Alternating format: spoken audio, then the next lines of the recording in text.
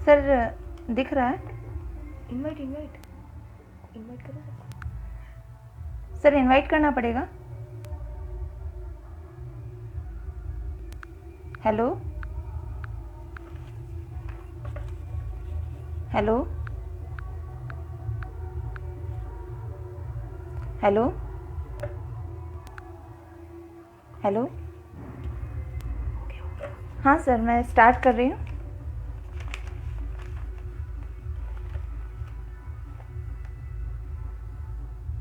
कैसे करते हैं इसको? Comment full screen.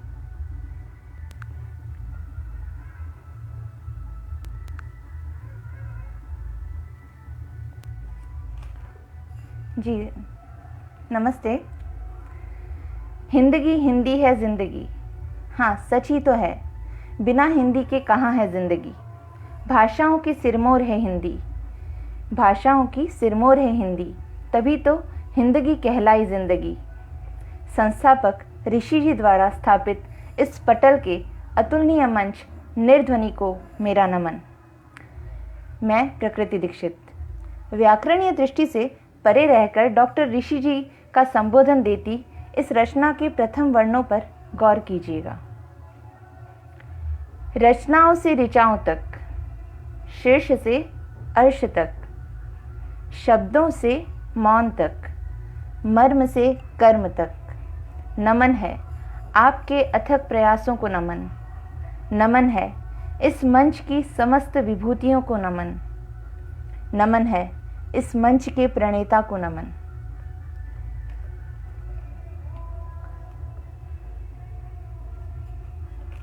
नमस्कार, मैं प्रकृति दीपेश दीक्षित सर्वप्रथम उस सर्वशक्तिमान को स्मरण करती हूँ जिसने मेरी कलम को शब्दों का हौसला दिया। जब कभी मैंने खुद को एकाकी पाया है, ऐसे में न जाने कौन सी ऐसी शक्ति ने मेरे अंतर्मन की आवाज़ को तेज किया और चीर मौन के बीच या कहूँ निर्ध्वनि के बीच मेरे एहसासों को शब्दों का जामा पहनाया। वैसे तो मैंने बहुत कम ही रचनाएं लिखी हैं, लेकिन फिर भी साथ ही बतौर शिक्षिका कई ज्वलंत मुद्दों पर कविताओं, नाटकों की प्रस्तुतियों से खुद को अभिव्यक्त करती रहती हूँ। अणुव्रत न्यास समिति नई दिल्ली की ओर से प्रकाशित पुस्तकों में भी मेरी रचनाओं ने स्थान पाया है। यह मेरा सौभाग्य है कि आप सभी विद्वत जनों के बीच आज इस मंच के माध्यम से मुझे एक बार फिर स्वयं के मौन को मुखर करने का अवसर मिला और मेरी निर्ध्वनि को चेतना मिली। इसी के साथ मैं अपनी पहली प्रस्तुति, जिसे मैंने उस किरदार को समर्पित किया है जो समय के साथ साथ कहीं टूटता सा, कहीं छूटता सा खुद को महसूस करता है। यह वह किरदार है जिसका स्थान विधाता से भी ऊपर है। मेरी पहली प्रस्तुति, जिसका शीर्षक है अच्छा था। आवाज़ तेरी सुन लेता तो इस दिल को दिलासा हो जाता, तू अच्छा है ये बतलाता तो इस दिल को भरोसा हो जाता। आवाज़ तेरी सुन लेता तो इस दिल को दिलासा हो जाता, तू अच्छा है ये बतलाता तो इस दिल को भरोसा हो जाता। मेरे कहने या ना कहने से, मेरे कहने या ना कहने से तू एक बार संभल जाता तो अच्छा था। तेरी खातिर सबसे लड़ पड़ता हूँ, तेरी खातिर हर पल जी लेता हूँ। तेरी खातिर सबसे लड़ पड़ता हूँ, तेरी खातिर हर पल जी लेता हूँ। मेरी खातिर कुछ देर सही तू भी तड़पता तो अच्छा था। आवाज़ तेरी सुन लेता तो दिल को दिलासा हो जाता, तू अच्छा है ये बतलाता तो इस दिल को भरोसा हो जाता। मेरे होने या ना होने से, मेरे होने या ना होने से फ़र्क ज़रा पड़ जाता तो अच्छा था। दिन ढलने से पहले घर लौट आता तो अच्छा था। तू अच्छा है ये बतलाता तो इस दिल को भरोसा हो जाता। एक पिता है तू, एक पिता है तू, एक पिता का दर्द समझ जाता तो अच्छा था। झूठा ही सही मेरी खातिर, झूठा ही सही मेरी खातिर एक फ़ोन घुमाता तो अच्छा था। आवाज़ तेरी सुन लेता तो दिल को दिलासा हो जाता।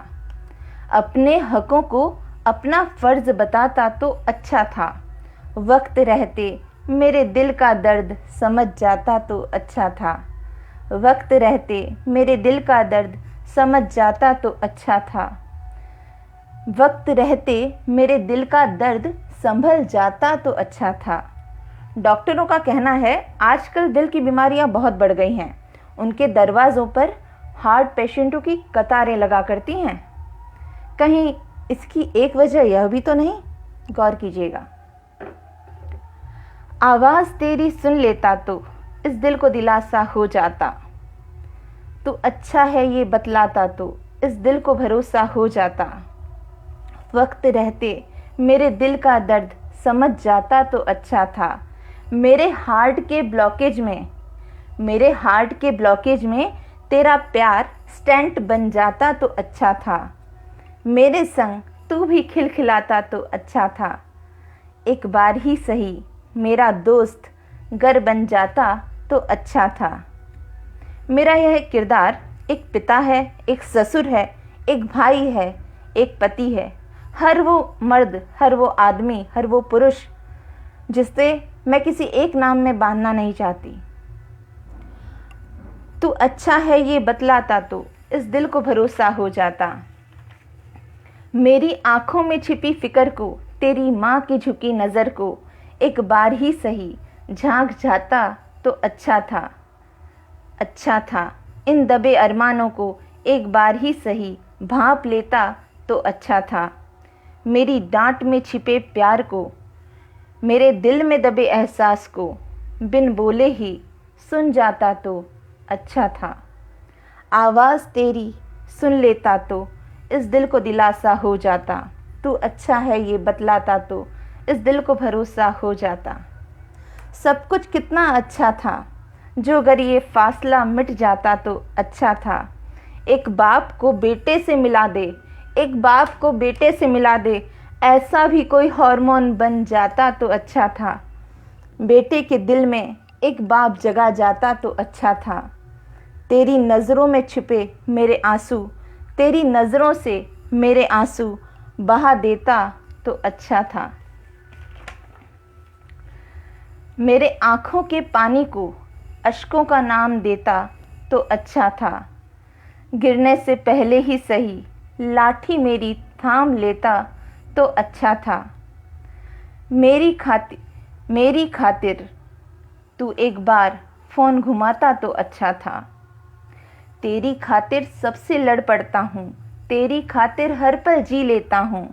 खातिर मेरी तू भी तड़पता तो अच्छा था। तू गर आस पास महसूस होता तो अच्छा था। तू गर दिलासा देता तो अच्छा था। तू गर घर लौट आता तो अच्छा था। तू गर मुझे पहचान लेता तो अच्छा था। तू गर मुझे जान लेता तो अच्छा था। अब प्रस्तुत करती हूँ मेरी एक और रचना जिसने निर्ध्वनि के बीच मेरी आत्मा को ध्वनि दी। एक लड़की उसके जन्म से लेकर वैवाहिक जीवन से गुजरते हुए जीवन के अंत तक किस दर्द भरी कश्मकश में गुजरती है, देखिए ये शब्द चित्र। एक औरत को वही मर्द सम्मान दे सकता है, किसी ने ठीक ही कहा है कि एक औरत को वही मर्द सम्मान दे सकता है जिसकी परवरिश एक अच्छी माँ ने की हो। एक रिवाज, पापा आज मैं आपसे एक रिवाज मांगती हूँ। पापा आज मैं आपसे एक रिवाज मांगती हूँ। हाँ पापा आज मैं आपसे दहेज मांगती हूँ। हाँ पापा आज मैं आपसे दहेज मांगती हूँ। समझना न मुझे गलत, मैं तो बस कहने को अपना घर मांगती हूँ। नहीं चाहिए संस्कारों का बोझ, नहीं चाहिए शिक्षा का धन, नहीं मांगती सोने का कंगन। दहेज के लालची लोगों को आज क्या चाहिए? नहीं मांगती सोने का कंगन, नहीं मांगती चूल्हा चौका। कहने के लिए ही सही, कहने के लिए ही सही, बस अपना घर मांगती हूँ। हाँ पापा, आज मैं आपसे दहेज मांगती हूँ। पापा, आज मैं आपसे एक रिवाज मांगती हूँ। सिखलाया था बचपन से मुझे, पराए घर जाकर रहना है तुझे। बसेरा 2 दिन का है तेरा, सवेरा वहीं करना है तुझे। जब से भाई आया ये घर उसका कहलाया, जब से भाई आया ये घर उसका कहलाया, मुझे तो जन्म से ही पराया ठहराया। एक लड़की को जो शैशव से सिखलाया जाता है कि तुझे पराए घर जाकर उसे रोशन करना है, जब वह उस घर में जाती है तो वहाँ भी पराई ही ठहराई जाती है। देखिए, जब से भाई आया ये घर उसका कहलाया, मुझे तो जन्म से ही पराया ठहराया। आज जब देखने लगी हूँ सपने अपने घर के, आज जब देखने लगी हूँ सपने अपने घर के, कुमकुम से भरे पैरों को रखा है जहाँ, मेहंदी महावर से अरमान सजाए थे जहाँ, ख्वाबों के परों की उड़ान है जहाँ, मेरी तमन्नाओं का समंदर है जहाँ, मेरी खुशियों का परवान है जहाँ, आज एक बार फिर ये घर भी तो पराया कहलाया। पापा, आज मैं आपसे दहेज मांगती हूँ। मेरा न वास्ता इन दीवारों से, मेरा न रास्ता इन दरवाज़ों पे, तख्ती टंगेगी ना मेरे नाम की इन पर, तख्ती टंगेगी ना मेरे नाम की इन पर, सांकल खुलेगी ना मेरे आने पर, सांकल खुलेगी ना मेरे आने पर। यहाँ कहने के लिए ही सही, मैं तो अपना घर मांगती हूँ। अपने अस्तित्व के लिए लड़ती हूँ रोज़, अपने ही होने को तरसती हूँ रोज़, अपने अस्तित्व के लिए लड़ती हूँ रोज़, अपने ही होने को तरसती हूँ रोज़। यहाँ पहचान नहीं है मेरी कोई, यहाँ अरमान नहीं है मेरे कोई, बस दिल में दबा एक अरमान मांगती हूँ। मेरे नाम की एक दीवार मांगती हूँ, आशाओं का छोटा सा संसार मांगती हूँ, बस कहने के लिए एक बहार मांगती हूँ। सारा घर तुम्हारा है, तुम्हारा ही रहेगा, तुमसे कभी कुछ नहीं मांगती, मैं तो बस थोड़ा सा आसमान मांगती हूँ। इस तारे भरे जहान में, इस तारे भरे जहान से टूटे तारों का जहान मांगती हूँ, मैं तो बस अपना सामान मांगती हूँ। पापा, आज मैं आपसे एक रिवाज मांगती हूँ। बड़ी देर से हुआ एहसास, सजा रही थी जिसे अपने हाथों से, वो तो मेरा था ही नहीं। समझ बैठी थी जिसे घर अपना, वहाँ तो मेरा दर ही नहीं। सच ही तो कहती है माँ, सच ही तो कहती है माँ, तुझे जाना है घर पर आए। चला आज पता, मेरा पता तो वहाँ है ही नहीं। चला आज पता, मेरा पता तो वहाँ है ही नहीं। सुनो स्वामी मेरे, तुम्हारे साथ चलते चलते गुजरा इतना वक्त, तुम्हारे साथ रहते रहते समझ बैठी आशियाँ अपना। तुम्ही ने दिया बता, तुम्ही ने दिया जता, ये तो दर है तुम्हारा, ये तो घर है तुम्हारा। तुम्ही ने दी बता, ये तो हद है हमारी।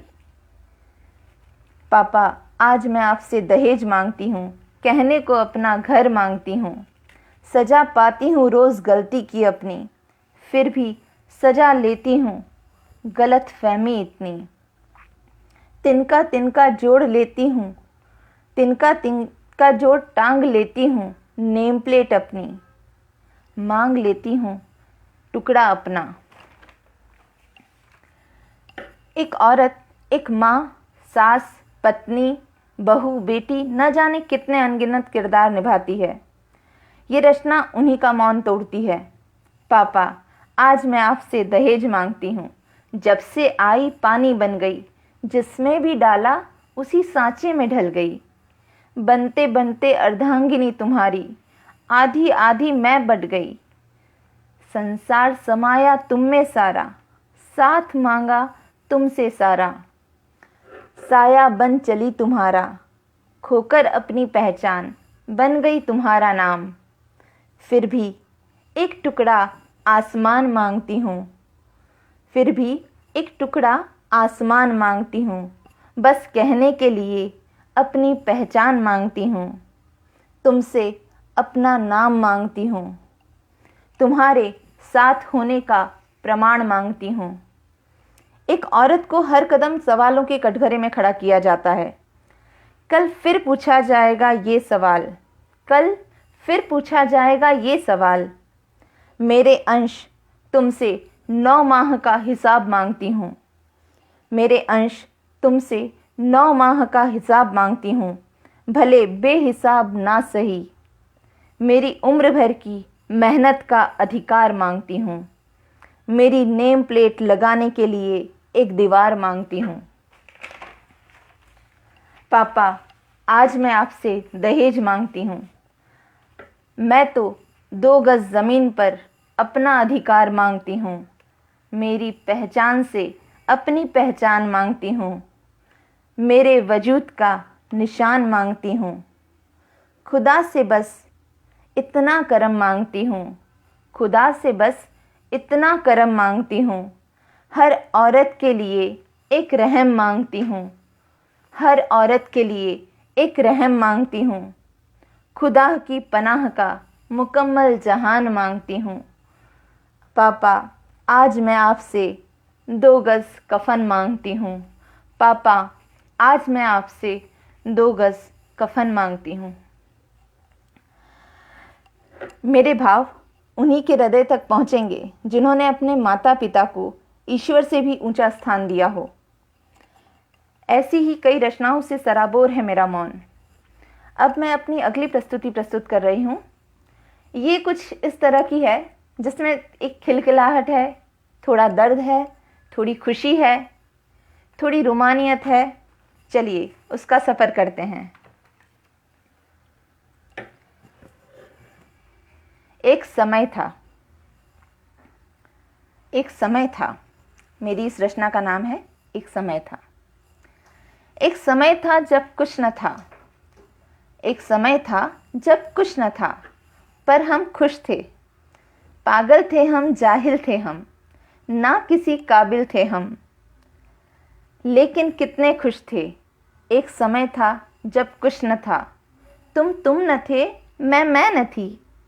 वो फालतू सा सड़कों पर रात रात घूमना, वो फालतू सा सड़कों पर रात रात घूमना। शादी के तुरंत बाद की क्या परिस्थितियां होती हैं उस पर गौर कीजिए।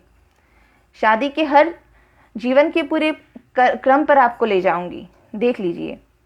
वो फालतू सा सड़कों पर रात रात घूमना, वो ऐसे ही बारिश में पानी उड़ाना, वो हर शाम कहीं दूर खरामा खरामा चलते जाना, गलियों के कोनों की धूल उड़ाना, कहीं किसी नुक्कड़ पर बतियाते जाना। एक समय था जब कुछ न था, पर हम खुश थे। कैसे पागल थे हम, कैसे बेफिक्र थे हम। एक दूजे को देखकर भी अनजाना बनना, हल्की सी छुअन से चौंक जाना। कैसे पागल थे हम, कैसे बेफिक्र थे हम। एक समय था जब कुछ न था, पर हम खुश थे। तुम न थे, मैं न थी। शादी के 10 साल बाद परिस्थितियां कुछ ऐसी हो जाती हैं।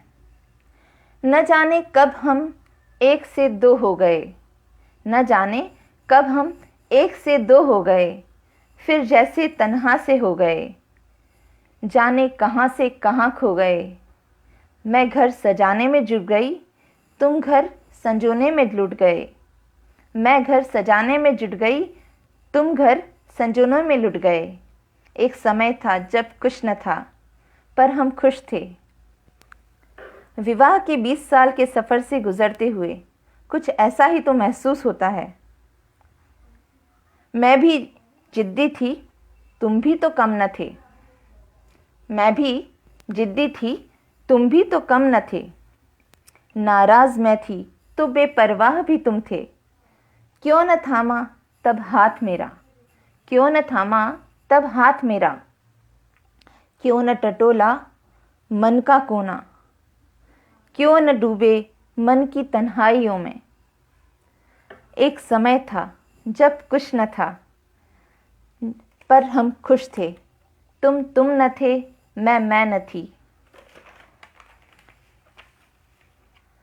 अब शादी के 30 साल गुजर चुके हैं। देखिए जिंदगी कैसे पलटती है, गौर कीजिएगा। फिर वक्त ऐसा पलटा, एक दूसरे की आवाज़ भी चुभने लगी, एक दूसरे की आवाज़ भी चुभने लगी, एक दूसरे की आहट भी खलने लगी। शायद खटकने लगे थे एक दूजे को हम, शायद कुछ ज़्यादा ही टोकने लगे थे एक दूजे को हम। लगता था तुम न थे, मैं न थी। हैरान मैं थी तो परेशान भी तुम थे, हैरान मैं थी तो परेशान भी तुम थे। वो समय था जब हम न थे।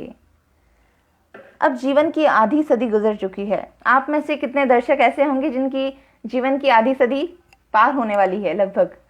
तो बस ये उन्हीं को समर्पित है कि वो जीवन की किस कश्मकश से गुजर रहे हैं। ये उनका थोड़ा शब्द चित्र है, उसको बयान करती है, गौर कीजिएगा। अब जीवन की आधी सदी के बाद गुजरे वक्त का ब्यौरा निकालते हैं तो सबसे पहले हंसी पल ही याद आते हैं। और अब आगे क्या बचता है, देखिए शादी के 50 साल बाद। आज ये दौर है जब तुम भी हो मैं भी हूँ, आज ये दौर है जब तुम भी हो मैं भी हूँ।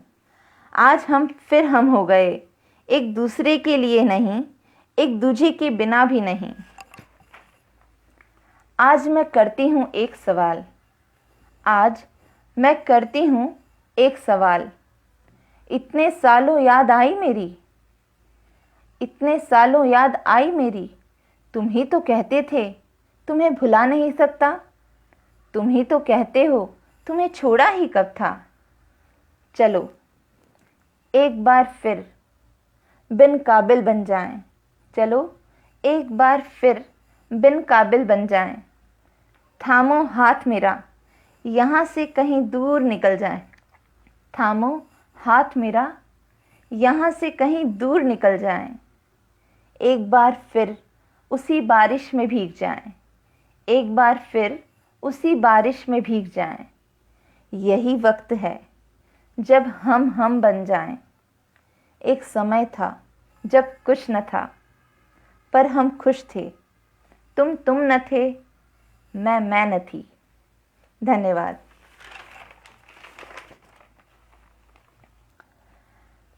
ऐसी ही कई रचनाओं से सराबोर है मेरा मौन।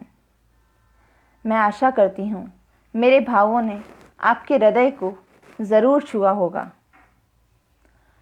जिसे निर्ध्वनि जैसा उत्कृष्ट मंच ही तोड़ सकता था। इसी के साथ मैं अपने शब्दों को विराम देने से पहले सभी श्रोतागणों को कहना चाहूँगी कि जीवन के ये जो पल होते हैं जो हम एक दूसरे के साथ बिताते हैं, वो चलते चलते हम भूल ही जाते हैं हमने एक दूसरे को क्या दिया, एक दूसरे से क्या लिया। कोशिश करें कि हम एक दूसरे के हृदय तक पहुंच पाएं, कोशिश करें कि हम एक दूसरे के हृदय को छू पाएं। और इसी के साथ मैं आपको अपनी अगली प्रस्तुति तक ले जाना चाहूँगी।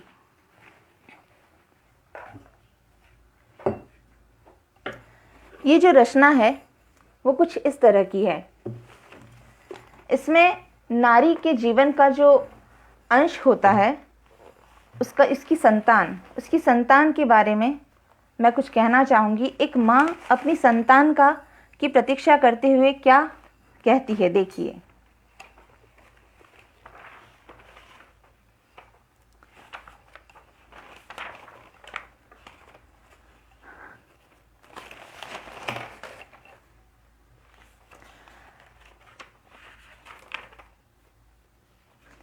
चलिए चलते हैं एक माँ की प्रतीक्षा के साथ।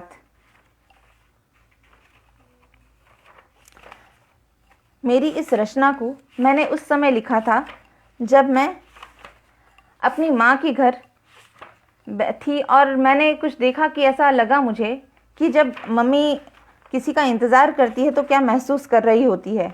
ये उसके मन के भाव तो ना होंगे, ये मैं नहीं कह सकती होंगे या नहीं, क्योंकि ये हर माँ के भाव हैं, हर उस माँ के भाव हैं जिनको आज जिनकी संतानें आज बाहर हैं और वो उनका इंतज़ार करती हैं, और उनके इंतज़ार में वो क्या सोचती हैं। देखिए, अब खामोश सी रह जाती है, अपने दर्द को चुपचाप ही सीती है। अब वो अक्सर खामोश ही रहती है, कहना तो बहुत कुछ चाहती है, वो नहीं लेकिन उसकी आंखें बोल जाती हैं। कहना तो वो बहुत कुछ चाहती है, वो नहीं लेकिन उसकी आंखें बोल जाती हैं। अपनी ही कहानी को चुप रहकर सुना जाती है, अब वो अक्सर खामोश ही रह जाती है।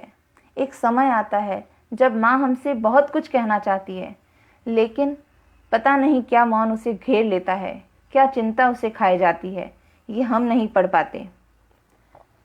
बहुत बोलती है तू, बीच में चुप क्यों नहीं हो जाती, तब से अक्सर ही मुस्कुरा जाती है।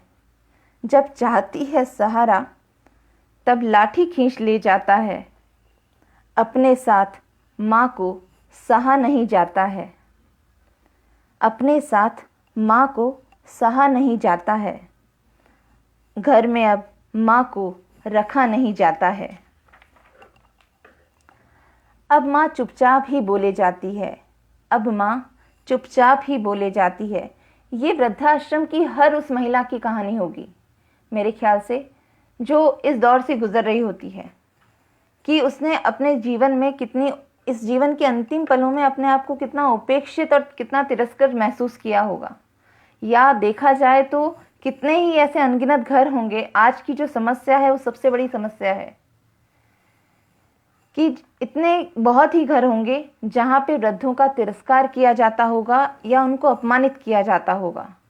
मेरी सभी से गुजारिश है कि अपने जीवन में, आपके जीवन में जितने भी वृद्ध हैं, उनका सम्मान कीजिए, उनको अपने साथ रखिए, क्योंकि उनका आसपास रहना हमारे लिए किसी बरकत से कम नहीं। अब माँ चुपचाप ही बोले जाती है, अपनी हर व्यथा गर्म चाय की चुस्कियों सी पीती जाती है, अपना गम आप ही सिए जाती है। जब भान में रहकर भी बेभान कहलाती है, तभी तो वो खामोश सी मुस्काती है। आता नहीं तुझे तो कुछ, जब बेटा बाहर से आकर उसे यह ताना मारता है तो वो जनरली यही कहती है, आता नहीं तुझे, वो यही सुनती है, आता नहीं तुझे तो कुछ। ये सुन गदगद सी हो जाती है। मेरे हाथों की रोटी को, तेरे लिए सिली टोपी को, करीने से रखे तेरे कपड़ों को, तेरे जूतों की बंधी डोरी को, तेरी कमीज की टूटी बटन को, पता नहीं कौन आकर लगा जाता था। हाँ, याद नहीं कौन आकर तेरे बालों को सजा जाता था। हाँ, याद नहीं कौन आकर तेरे बालों को सजा जाता था। अब तो मैं मेरा पता भी भूल चुकी हूँ, अब तो मैं मेरा पता भी भूल चुकी हूँ। अब तो मैं अक्सर खामोश ही रहती हूँ, अपने आंसू आप ही पोंछ लेती हूँ, अपने आंसू आप ही पोंछ लेती हूँ।